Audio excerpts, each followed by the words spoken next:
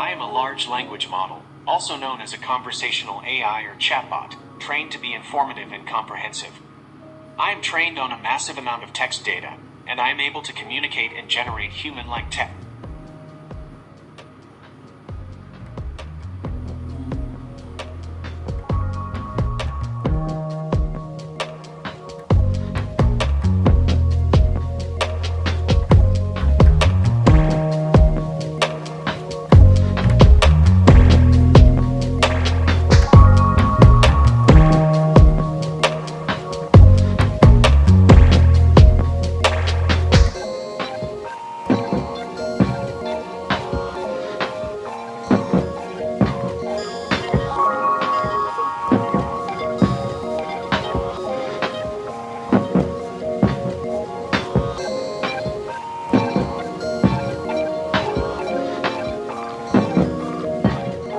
ChatGPT and I are both large language models with different strengths and weaknesses.